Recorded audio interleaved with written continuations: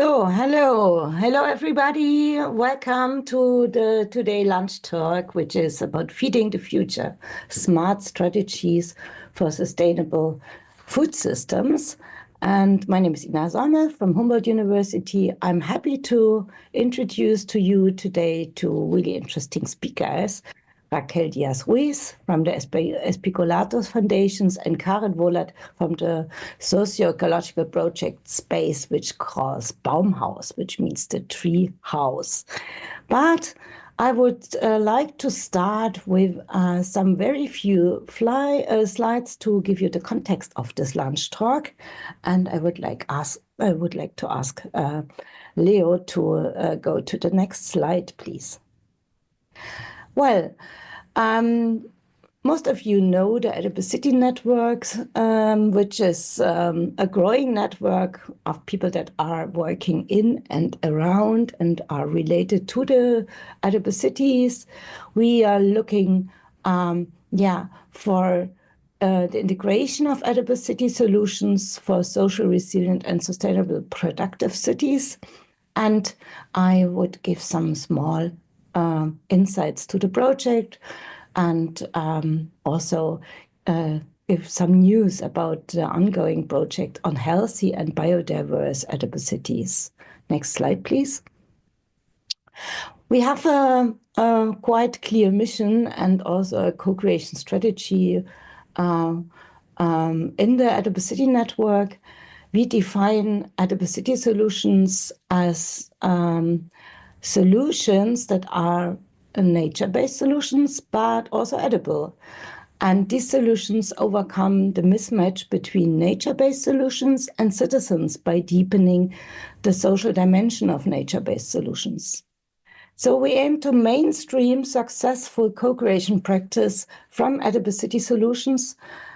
These solutions are socially inclusive, invite citizens to co-create the sustainable development of their society, to proactively change the urban environment to the benefit of all, and also to induce a paradigm shift of lifestyle. And all what we know, what we learn, what we develop is co-created by a community of knowledge and practice, very inclusive setting of learning and developing. Next slide, please. For those that don't know yet what are adipocity solutions, you can see this on this figure. We see it like holistically. We include a wide range of different forms of urban farming, of food production, of food distribution and consumption. We aim to combine these solutions with closed-loop systems for sustainable water, nutrient, and waste management, and also with measures that foster urban biodiversity and the health of our environment, but also the health of the people. So we focus on urban food production, which uses innovative principles of ecological design, closed material, and energy flows. Our current research stream is focusing on biodiversity and on public health aspects. I would go in the next slide a bit deeper into this. Why this is important, why we need not only green cities, but healthy, biodiversity-friendly and edible cities. There are some good evidence from the literature that biodiversity supports the provision of ecosystem services in general. Biodiversity makes happy, so there are studies that are demonstrating this. Biodiversity supports public and planetary health, and supporting biodiversity is really important where people live and work so that they have the possibility to meet our neighbors, the plants and the animals and the living around them.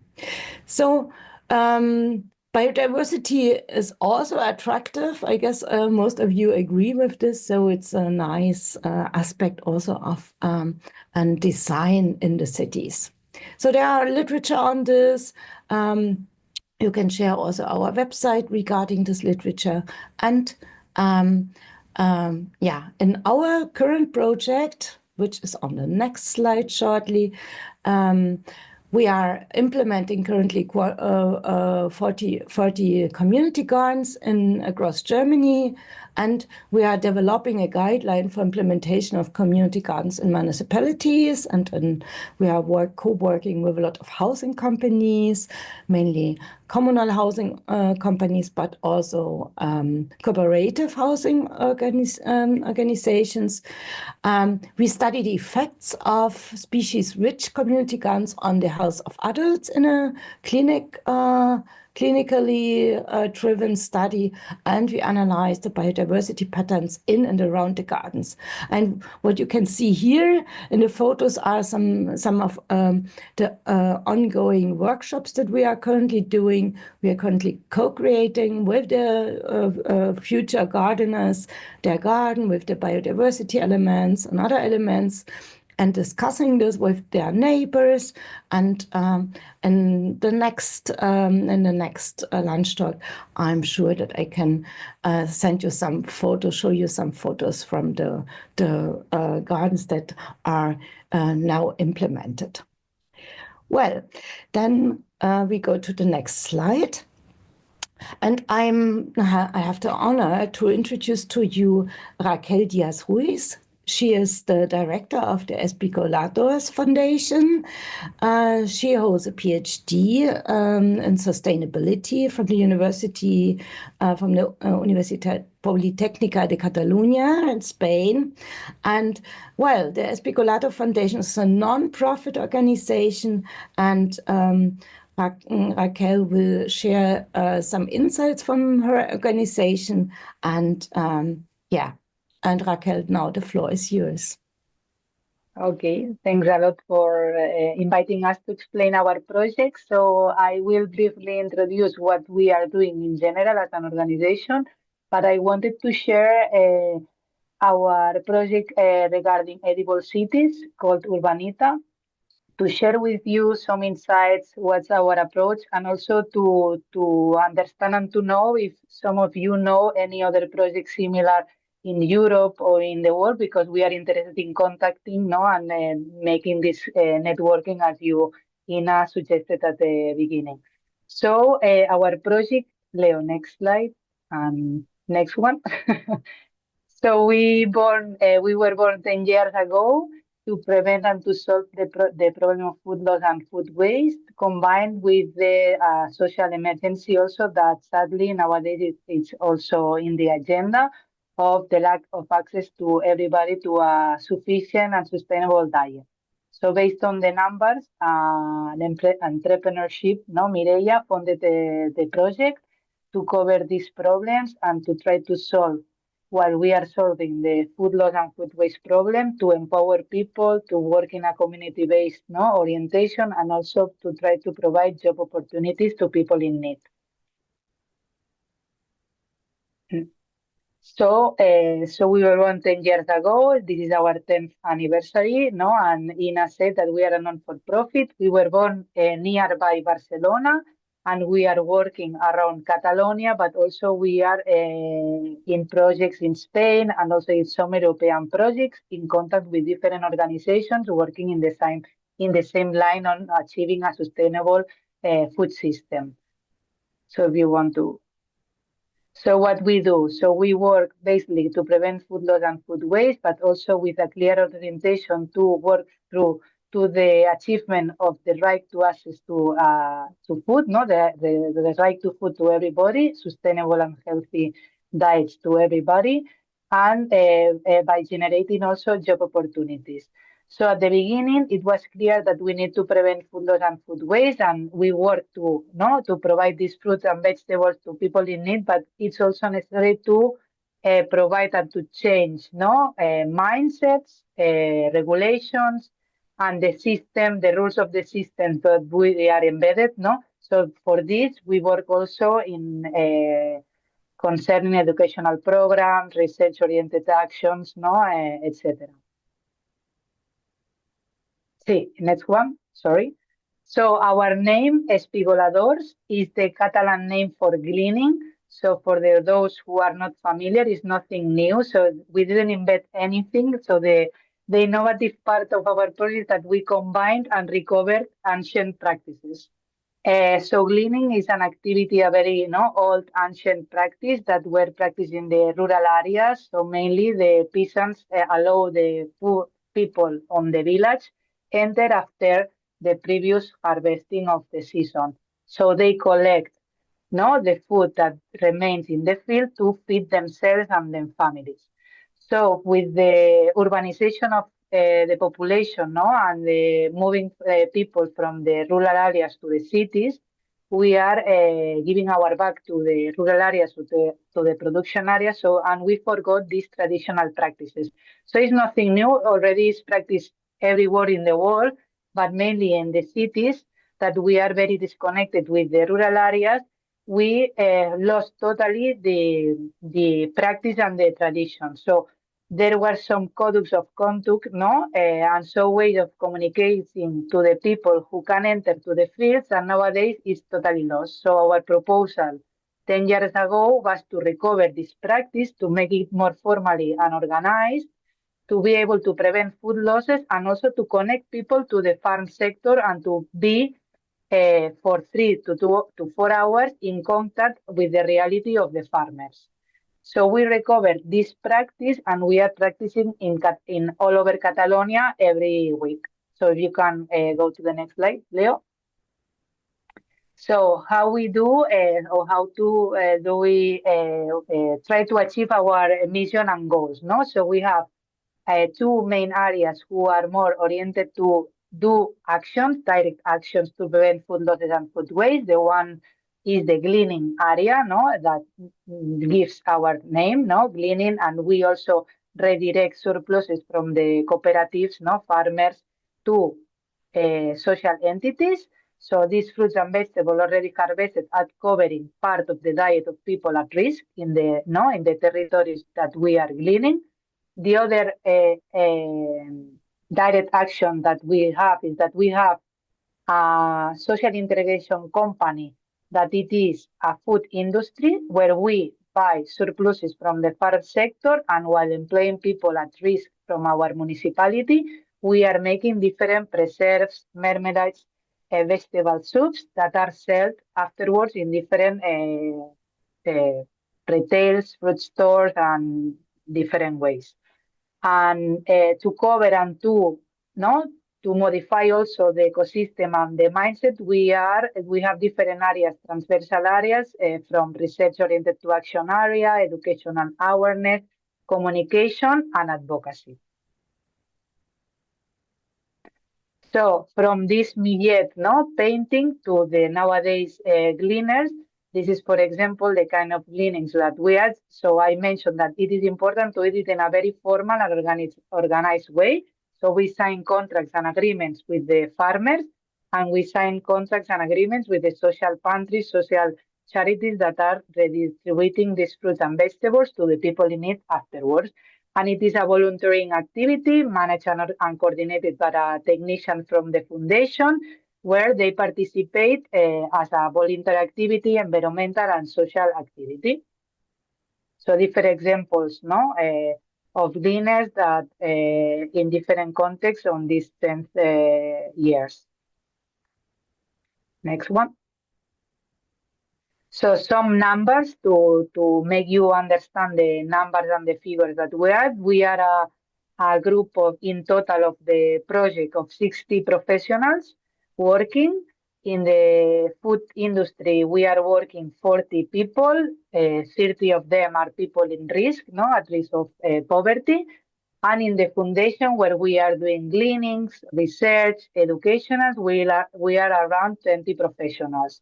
So we have all around Catalonia, Mediterranean coast mainly, in the more vegetable production areas. We have professionals coordinating the gleaning areas, and we are doing from 1 to 3 gleanings per week, where we mobilize more than 3,000 people over the year. And from the beginning to nowadays, we've recovered more than 3 million of kilos of fruits and vegetables. We collaborate with more than 250 producers and with more than 100 social entities and social charities.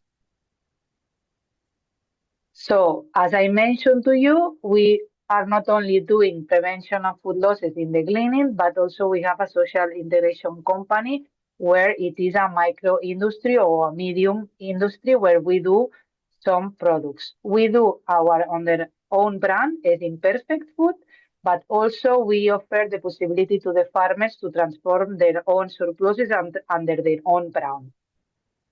Next one. So very briefly, in these 5 minutes, I wanted to share with you this project, which is a very transversal project from the entity, which we call Urban ITA, which is the edible cities, no? So combining the idea of preventing food loss, food waste, but also empowering people, but in the cities. So as you mentioned, Ina, in the cities, one of the strategies, no, to promote the biodiversity and engagement of people, no, and natural-based solution is planting trees or fruit trees in the cities.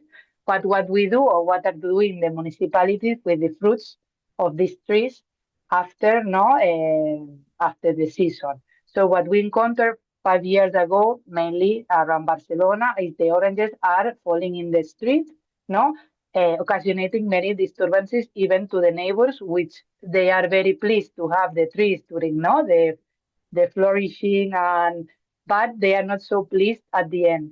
So we propose to adapt the gleaning to the cities and to glean the oranges in the cities, making this idea of gleaning as a way of preventing food waste, no, in the cities, empowering people about the public space in the cities, and engaging different publics. So if you want to share, Theo. Hi, next slide. So this I've already explained.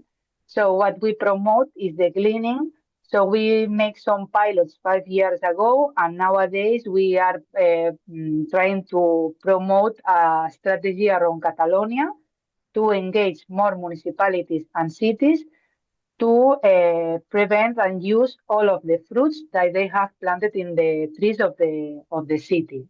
So engaging volunteers from different backgrounds, from social entities, people in need, neighborhood associations during the gleaning, making as a festivity, no, as a very happy to be there activity.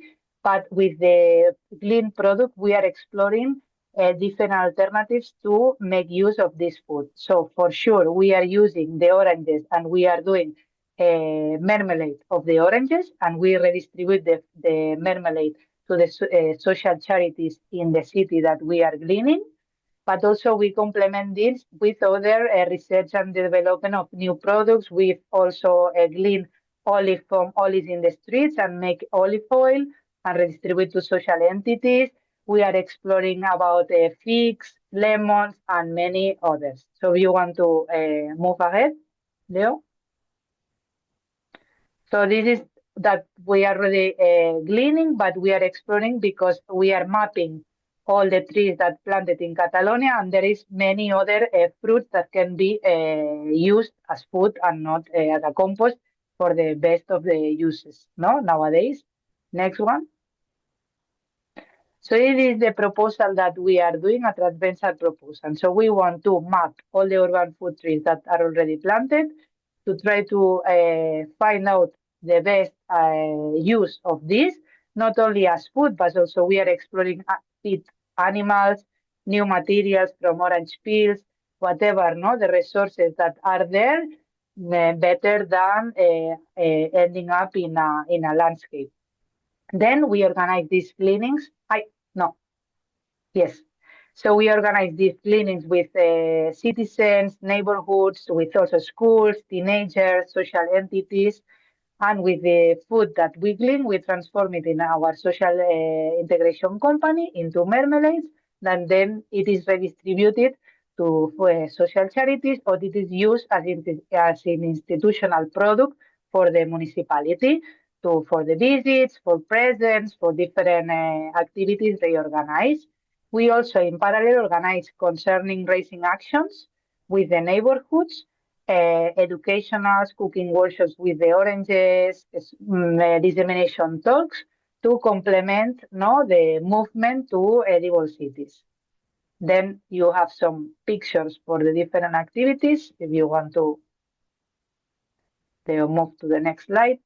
So this is the different kind of gleanings from olives to oranges with teenagers and adults, no, combining the different profiles of people. Next one.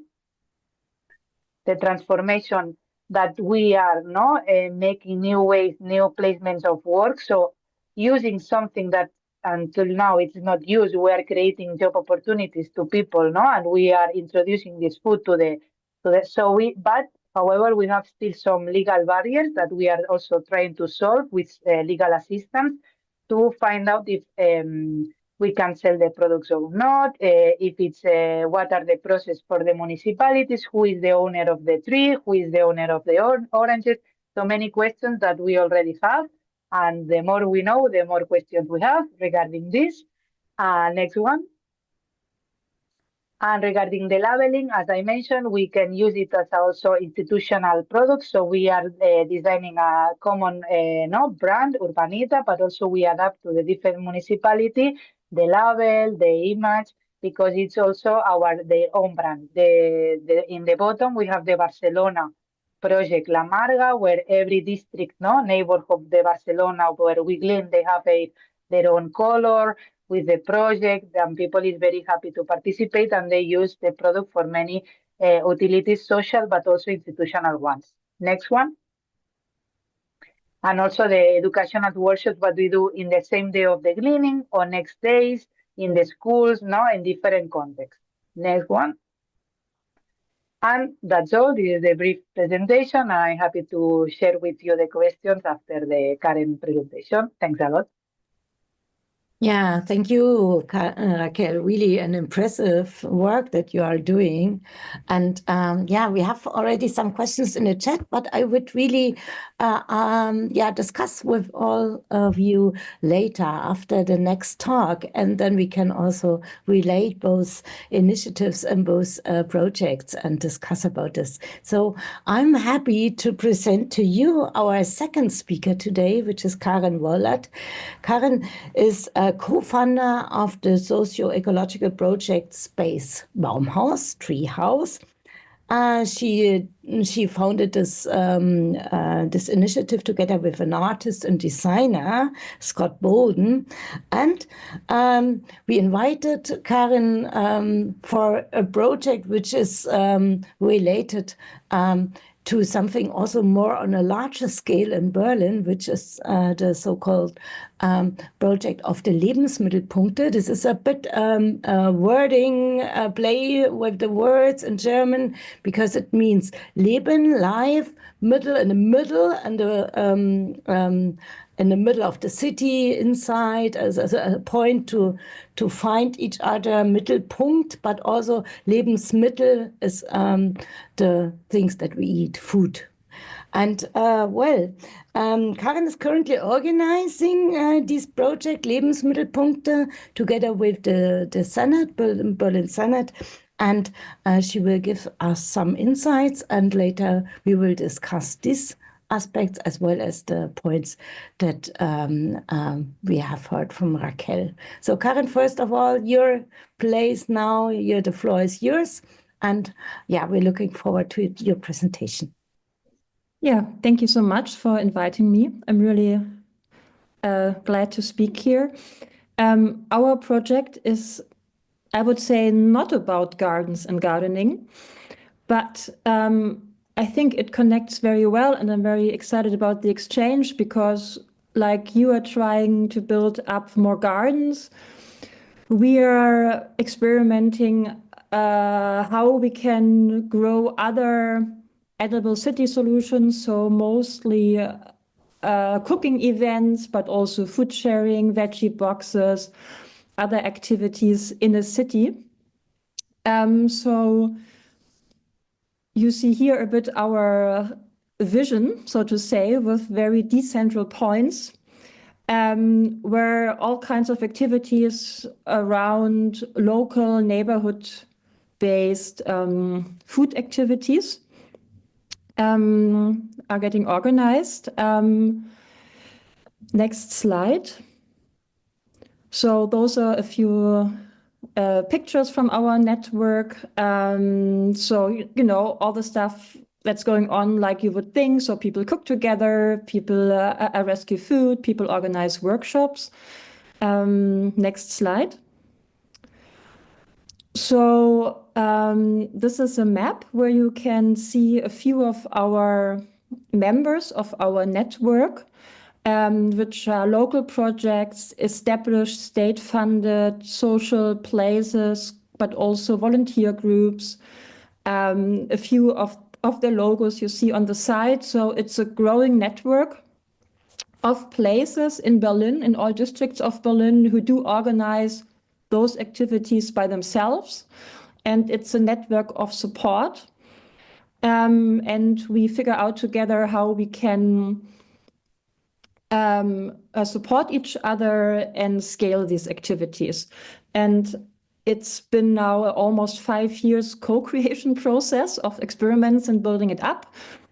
By now we have over 30 places in our network, and we do have a waiting list. So this year we're going to support over 40 places, and it's growing. And we are learning, and I would like to share 5 points that I think were quite important in our process, which was, by the way, mostly funded by the Berlin Food Policy Strategy. Next slide. So I started to first work with the idea of Lebensmittelpunkte, or like we translate it to English, neighborhood food hubs, in the year 2020. We did not start this idea. It was an idea that was already in Berlin since 2015 by some activist academic group who was in Canada and saw there the food hubs that were happening. And then they came back to Berlin and thought, okay, what's a way to bring this idea of these big food hubs to Berlin? Berlin is a very decentral city. So they thought, okay, it's like not so much hubs, but more points. So they called it food points, if you want to translate it, literal the name. And so the name was already in the city, and 2-3 volunteer groups started independently from each other to meet each other to meet as a group under this title and do some activities together. Also, the city of Berlin put the idea into their first action plan for the Berlin Food Policy Strategy. And then we got involved when we, as Baumhaus, so our project space, realized that we are already doing similar activities. And we said, okay, we're going to support this and figure out how we can build up on this idea and find a strategy how to grow it. So what we did first was we did a 6-month lab process. So for 6 months, we opened our project space as much as we could during the pandemic. And we met with all existing volunteer groups, but also with food initiatives from the city, from the region, with the Senate, with district administration, with other similar projects. And we thought, okay, so what do we do out of this name? How do we make something really useful out of it? And that was lecture number 1. Like lecture number 1 that we learned was super important, that we got all the stakeholders on board from the beginning. And what we did together, we developed a definition what it actually is. Those are those 5 points. So we said Lebensmittelpunkte are, first point, initiatives that are organized by the people in the neighborhood in their own spaces. And then second point, Lebensmittelpunkte can be deposed. So space that is getting used for distribution activities both for supporting food rescuing activities and for distribution of regional veggie boxes, CSA and other alternative food network ideas. The third point, kitchens, we said, okay, it's about kitchens where public cooking events are getting organized on a regular basis. They are also meeting points, which means it's also about connection, about social solidarity,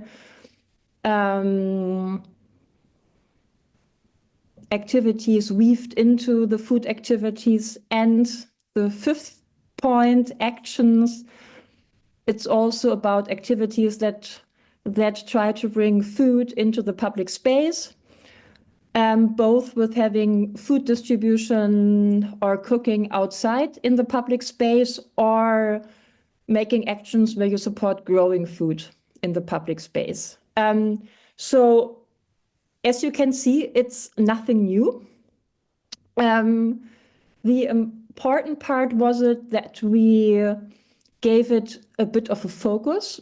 Like we discussed with all the groups, what are activities that are already existing that we think could be scaled. So to other places, which are solutions that work and that we want to support to be organized in more places in Berlin. And this definition we had already in the first few months of the project, and that has been working quite well because it's a definition that's both focused, like it already gives very clear understanding what are the things that we want to support and build up, but it also gives us flexibility. And so this focused but open definition is the second point, I think, that really helped us in building it up. Next slide, Bill, please. Yeah, these are some impressions from our own space, Baumhaus, the treehouse, the project space, where we also organize the veggie boxes and food sharing and workshops and cooking together. And we do that once per week. So all these activities of depot and kitchen is something that you can easily organize in spaces that are used for other activities. So we did not say we want to build up new spaces because there were no finances, and we know what it means to organize a full space. So we define it in a way that you can really organize these activities at very different spaces. If you have a free evening at least once a month, or like a few hours per week is enough to organize these activities. And what we do with our project since the second year of the project and until now, funded by the Berlin Food Policy Strategy, is that we provide very practical support for other spaces who are already organizing activities or who want to build up the activities. And this practical support that is needed for organizing these activities, that's our lection, our point number 3, is that it's really very practical support that makes things happen. And it's often not even support focused on the food activities.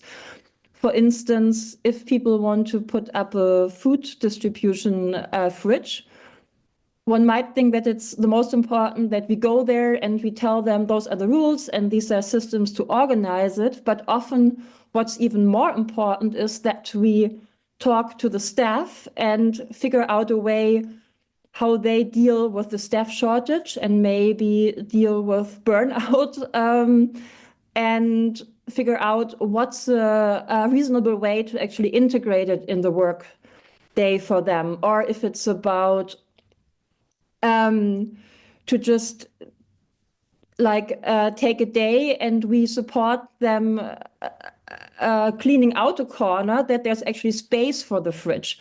So it's often this very practical support that really makes the difference between the idea and putting things into action. Next slide. So here you see a bit an idea of our structure. So on the left-hand side, LMP Werkstatt. So that's what we do at Baumhaus, that we are a constant place for consulting for all the members of the network, so they can call us anytime. We also offer a training support. We coordinate the network and see that there's exchange between the members. And very importantly, we also work together, not just with the Berlin food policy strategy, but also with other stakeholders, actors in the city. For instance, this map on the other side, that's a collaboration with SALF, a research institute who did a study about the vision to really scale these activities with the idea of the 15-minute city, which would mean that we need around 231 of those Lesmittelpunkte in Berlin. So we are working with this support structure that's central, where we have lots of knowledge in our space. We are also people who do the activities ourselves. But then we are a flexible support place for our network. And we really see what are the opportunities that are there at the moment. So for instance, now we work a lot with district administration members that want to support the idea. The year before, we worked more with food initiatives. So our strategy point number 4 is that we do have a focused goal, but we are very flexible what kind of opportunities we use at that point. Next slide. So I think the most important thing we learned, and I learned, that at the end, it's very much about the support of the people. So we build networks, connections with the people who want to organize activities, but also with the people who are part of other stakeholder organizations. And we try to figure out what are good ways that we can support each other and work together. And with that, we build this growing network, and together we see where it goes. And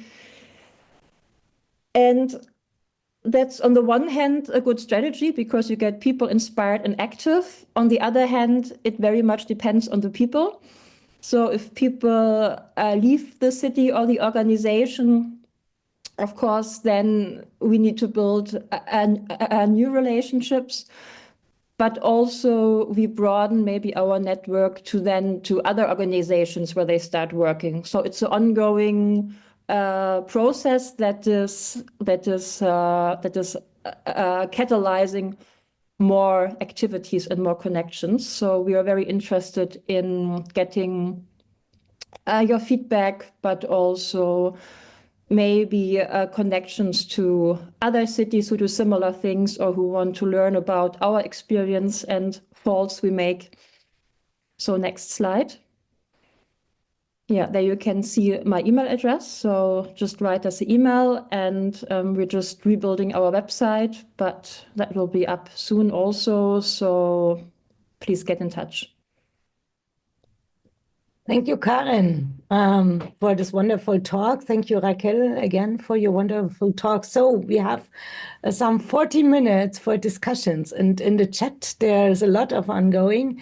I would maybe start with a question, which is a bit a link between, you both.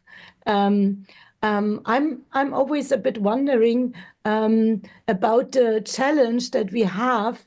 We want to achieve long-term goals, long-term sustainability, etc., but we often depend on short-term funding the so-called projectification. You all have been involved in European projects and in national projects, etc. And of course, there are times where we have a lot of resources and can really change things, but then later projects are over, etc. How you deal with this issue that we have, to find solutions regarding long-term sustainability, also economically for these initiatives. Maybe we start with Raquel, because she also showed the more, let's say, I guess, a bit like with business model ideas working parts of your initiative, if you produce things, if you have a label, etc. How this enters in the general organization of your organization, with the volunteers, with people that are working like not voluntarily based, but they produce something, earn a wage, or how this is in your project, how you face to this complicated issue. Yeah, very complicated balance, as you mentioned. So I think this is a very common dynamics in the social environmental sector, depending on grants. So it is also our case. So we mainly depend on public grants, to cover the projects. But what we are trying to do to explore new ways or new social economic markets, so to say, to see if we are able in the future or near future not to depend fully on grants or fully on the project, but to find out a way of sending the products that we are producing. In the case of Urbanita, it's very clear because we have some public grants or small projects to glean the product, to do the activity, the community base. Every municipality loves one part or another of the project. Ones are more oriented to having the product, the final product, but they are not yet already interested in the community activity. Other ones are more interested. You can come and glean the oranges, but I don't want the product. Yes, but we need to do something with the oranges at the end.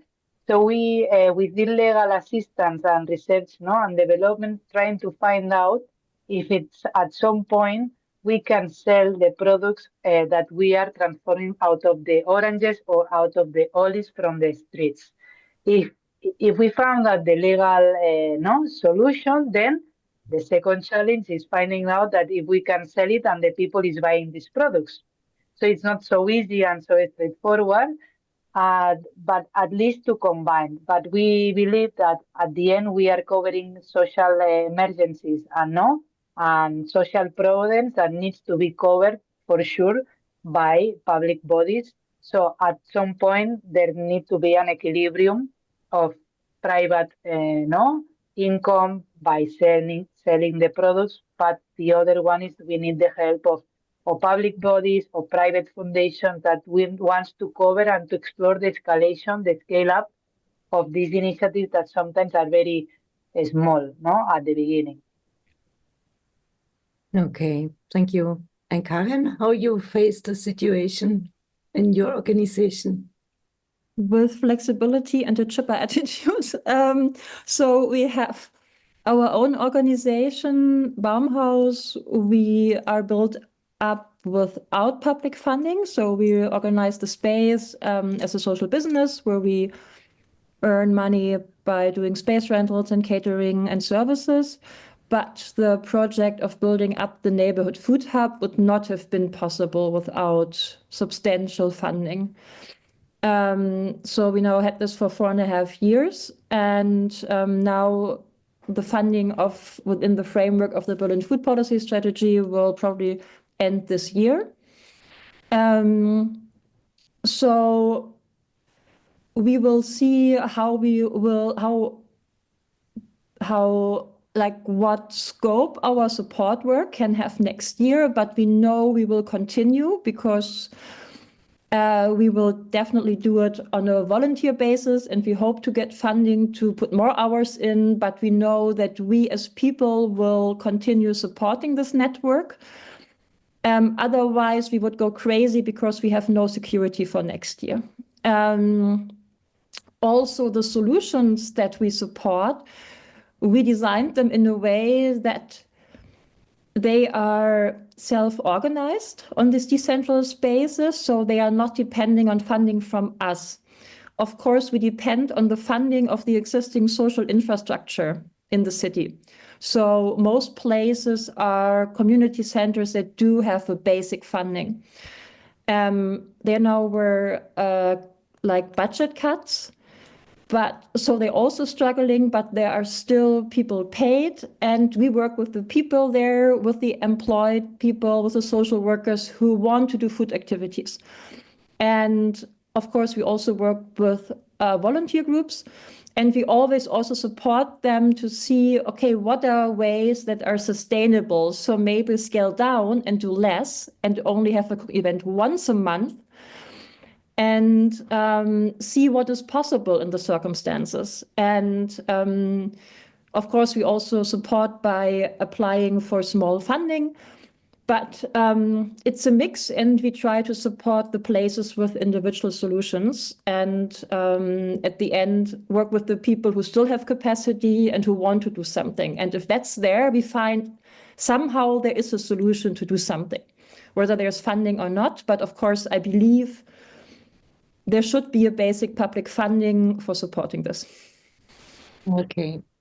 Yeah, I will go through a bit to the chat questions. There was one question to Raquel, a bit more on the understanding. Why these fruits and vegetables in the rural area, maybe it's clear for the orange trees in the city, but in the rural area are not fully harvested. So could you explain a bit on this? If there is a machine-driven harvesting, or how this develops that so much food is not harvested? Mm-hmm. The thing is that we are lacking of research on the reasons and the quantities of food losses, so all the food remaining in the fields are understudied. In fact, in the European Waste Directive, the food remaining in the fields are not considered food waste. So no country in the European context are obliged to quantify the food remaining in the fields, but there is a project called Follow, where we are participating, that we are proposing an official definition and methodologies to quantify. But to answer the reasons are mainly, so there is a combination and complex roots of food losses, of course, but they are mainly more related to market-oriented drivers. For example, price drop-outs, aesthetic standards, pressure to the farmers, rather than machinery or management reasons that are also a combination of. Okay, and are these large-scale farmers mainly, or do you have also family farmers in your network? Yes, we have family farmers, large farmers, and there is a mix of some of the reasons or drivers that are affecting more for larger ones are not the ones from agroecological, but even agroecological ones have this market driver and pressure for aesthetic, counterintuitive, but aesthetic pressure, price drops, etc. Mm-hmm. Okay. Another question, which is first to Raquel, but I think also Karen can contribute on this. There is Philip asking, as the orange cleaning in the city is only a few days, when they he assumes this. I think it's a longer period, but when the people are joining the initiative, collecting these things, the question is how you maintain the connection to the people. Are they how you maintain your community of volunteers, and and how you invite these people to be part of the initiative and then maintain the contact? Yeah, So I think it's more or less similar to Karen's explanation on the project. So we tend to try to organize the gleanings with the organization and associations and citizens and neighbors around the streets and the neighbors that the activity will be organized. It is true that even that the orange season is from final January to final March. In one city, it is not very common yet to organize different gleanings through the season, that they tend to organize one or two maximum, no, for the season. So during the rest of the year, we want to provide and to promote these workshops, educational trainings or talks to combine not only one day activity only, no, to still talk about this. And also we have the marmalades once it is already produced, no, to talk, to make some debates about the importance, no, of the streets. But it is true that we are exploring the other fruits that can be and are planted. For example, olives, figs that are not in the same seasons, that they can provide different activities through the whole year in the cities. Of course, they can go to the rural gleanings, no, for the rest of the year. But it is true that to maintain the interest and to provide, no, this so to say, more auto-organization, as Karen was mentioning, no? To be able to not depend on the funds, we need to provide a complete program of activities through the year or through the season that we are exploring. Okay, yeah. Karen, any other thoughts about how maintain the connection? Well, provide food. If there's good food to eat at activities, people will come. Yes, yes, okay. There was also a question in the chat regarding behavioral changes of the participants. I guess this is interesting for both of you. Did you have insights how this changes the behavior, the food habits, etc.? Can you share some insights from this? Maybe first, Karen. Yeah, it is very interesting. Having my academic background, I have my own hypotheses that are not already validated, but I invite you, to write me, and if you are in project that we are able to explore that before and after participating in the gleaning, because what we see, people repeating after different years, that they tend to talk more for the streets as they are their own streets, their own oranges, as the community, engagement. But we are not already quantifying or measuring with surveys or with different studies that would be very interested. We only have some hypotheses of the impact that they can have on people. Okay. And Karin, did you have some impacts on the food behavior, the general behavior in dealing with food waste, etc.? Well, since the beginning that we do the projects, we've been partners at several EU projects. So we've been working with researchers, but we don't have like a complete study of the overall impact. So we had the impact assessment of a few activities. We're at the moment partners of Switch. It's another project where we look especially at the effects of community cooking and the way we support that and provide new tools and methods. And so stay tuned for that. But we have, of course, the stories of the organizers of the activity and of the participants. And they all tell us of the effect. And of course, food has several effects, right? It can be really about eating better. It can be about food security, but it also can be about social contacts. So I think there's a very broad range of impacts. And I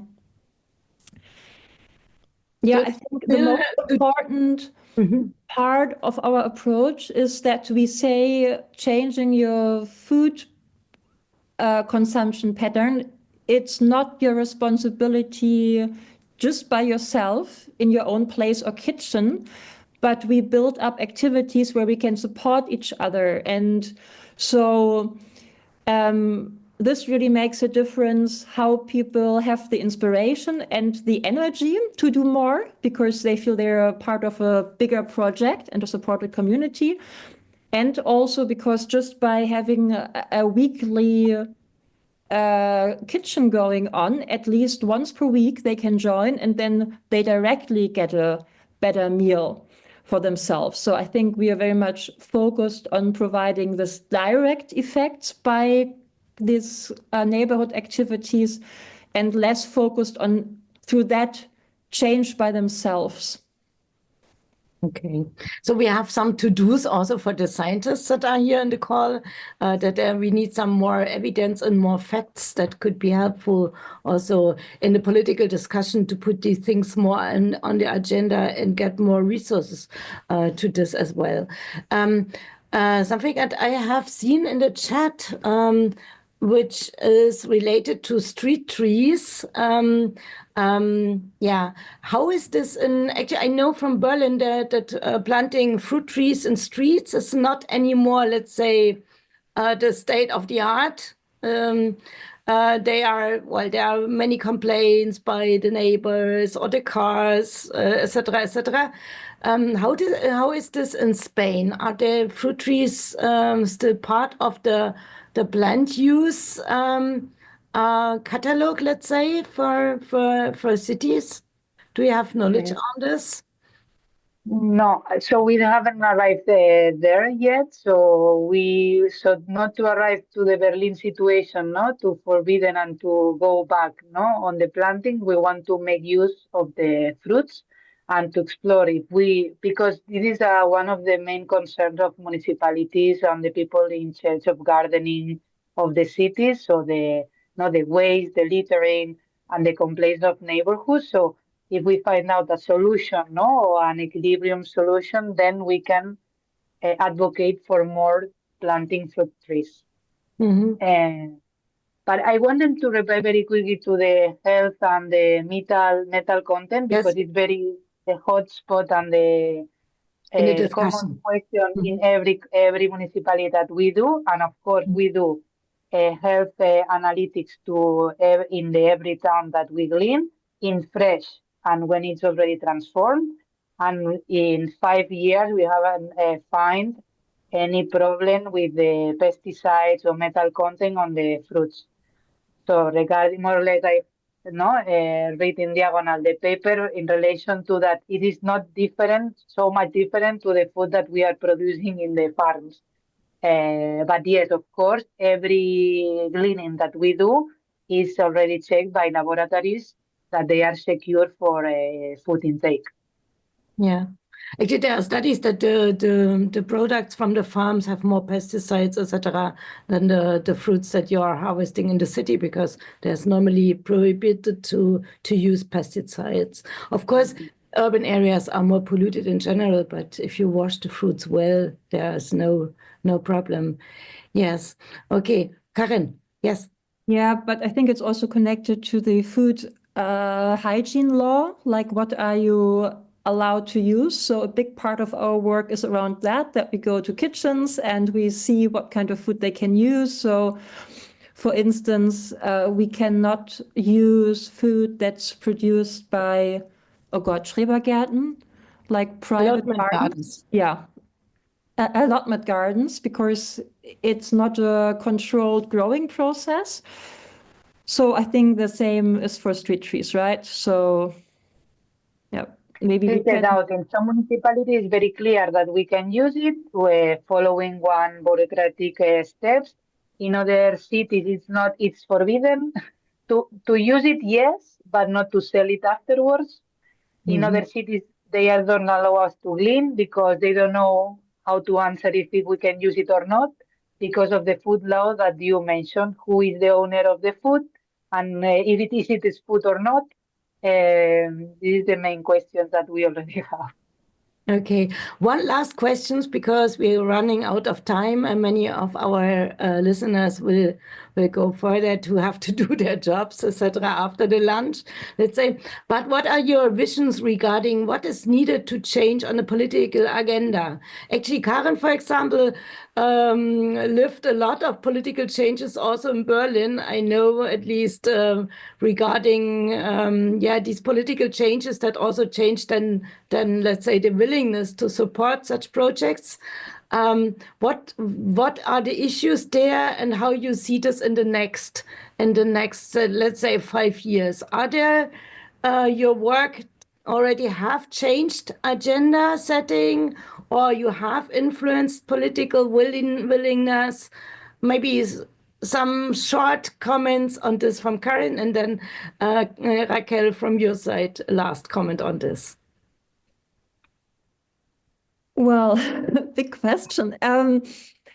So we do see a lot of interest, also people from district administration and from different Senate administrations. So I think there is understanding also on those levels that it's important to support those kind of food activities and those solutions, whether it's more focused on food waste, which is the current focus of the Berlin Senate that's responsible for the food policy strategy, or whether it's more around health, which is often the concern of the district administration.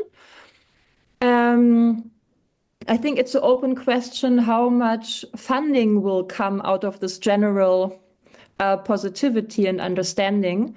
But it's clear that these activities do not work alone on a volunteer basis, so there needs to be a basic funding. And we hope through some ways this will be possible. Okay. Raquel, how it looks in Spain, the politicians took this important point into consideration on their agendas and also come up with support on whether on legal level or with funding or whatever. Yeah, so this is a trend, no, to support these food strategies, no, some specific regulations on food waste prevention in Catalonia, but also in Spain. But the trend of the anti-global warming advocates are also here. So I believe that we need to provide solutions that are proof that to engage many people from many backgrounds and covering different issues, social, environmental, no, community-based. So it is harder to move back when the community is engaged, when the community supports coming from different backgrounds. Because if you only rely on environmentalists, no, the ones more in the left because they are more hippie, so to say, so it is easier to delay these programs, no? When it is many people engaged from many backgrounds, because it has sense, because they have social impact, it has environmental impact, it has an impact on the city, on the waste management on the city. We believe it is easier, no, to convince, to promote, and to keep going, even if it is harder. But the times are hard everywhere, I think. Okay, well, I wanted to have a positive final word, but we'll keep going, in of hard course. times, we will more use the cleansing vegetables and food and come back to these traditional practices maybe as well. Well, I thank you both for these fantastic talks, for these nice insights, and yeah, thank you so much for your work and for your great, inspiring talks. We have record this talk, so we will have it on our YouTube channel and on the platform. We will also share the slides and all the information that we appeared in the chat as well to be in contact. I would really strongly recommend to check in the website, in the network, and Yeah, so we are growing. Thank you all for this nice talk, and see you in the next lunch talk. We will send it out and announce this as soon as we have the date fixed. Or Stephanie, do we have a fixed date? No. Thank you. Not yet, not yet. We will inform you, and thank you all for this nice opportunity to exchange, and for all they post their questions in the chat and their links. We will include them in the network. Yes. Thank you. Okay. Bye. Thank you very much. Bye. Bye. Bye. See you.